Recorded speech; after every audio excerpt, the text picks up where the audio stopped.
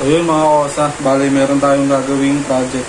Bali ito ano na to, i-repair na lang natin kasi sa mga nakapanood, ito po yung ginawa ko dati na una, na pants na 4123 Blue Flames. Bali ayun, tinopak tayo, pinutol natin siya, ginawa natin shorts. And bali yung repair na gagawin natin dito is itong Blue Flames na to is gagawin nating black. So naisip ko gagawin ko siyang black tapos lalagyan natin siya ng outline na green para yung magiging concept niya is black and green. Tapos yun, lalagyan pa natin siya ng mga designs. Yung bali naisip ko dito ano, sa side, yan side na to, lalagyan ko siya ng green flames dito, pataas siguro. Yan, magkabila sila dito, magkabila. Lalagyan natin siya dito. Bali yung unang naisip ko dito is gagawin ko rin siyang is 2C8 ball logo dito sa likod. Kaso parang hindi siya magiging match dito sa harapan. Kasi branding na natin yung nakalagay dito sa harapan. Which is yun nga, 4123. Hindi siya magmamatch kung merong 8 balls. Yun, siguro yung dadagdag na lang natin dito ay yung flames dito sa gilid. Bali yung magiging kulay ng flames is green pa din. Tapos isipan na lang natin ng ibang design to. Kung ano pang pwede natin ilagay dito. Bahala na. Kung ano may isipang ilagay natin dito mga kosa. So yun lang. Abangan nyo na lang kung ano yung mangyayari dito sa pantalon na to. Kung gaano kasalbahe yung kamay natin. Tsaka yung imagination natin. So yun lang.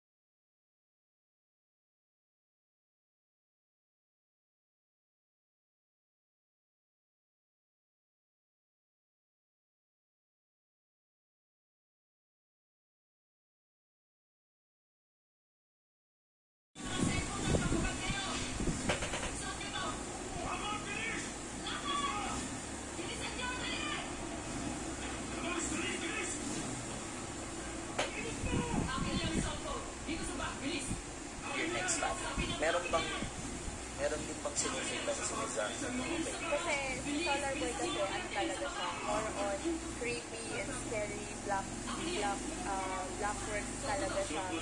Mas ano siya, mas black and gray siya. So, pinapaubaya ko sa kanya yung tattoo. So siya ang namimili.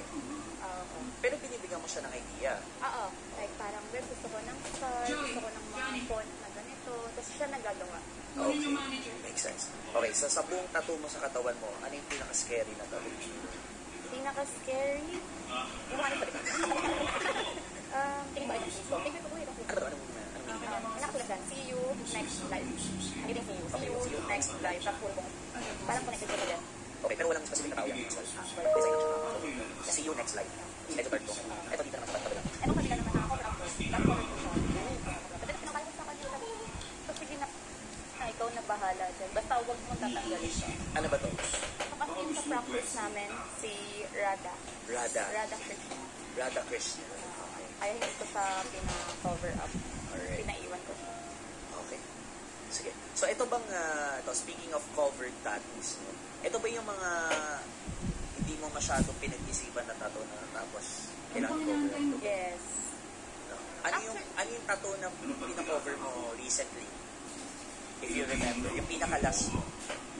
Recently.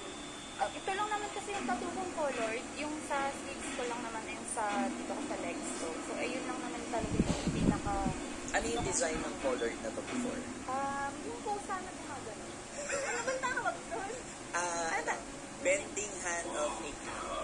Ano? Ano mga artist? Anong tawag sa pusang gano'n? Maneki? Maneki-neko ba yun? Maneki-neko? Yung pampaswerte. Maneki-neko? Oo. Oh, okay. Yan yung mga sa Chinese. Sa Chinese diba pampaswerte? Okay, so pag pina-cover ko siya, ano yung kinover mo na ngayon? Parang shadow lang.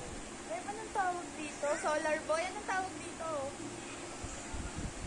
Yun yung nasa isip niya. Yun yung naisip niya magulo din. Okay.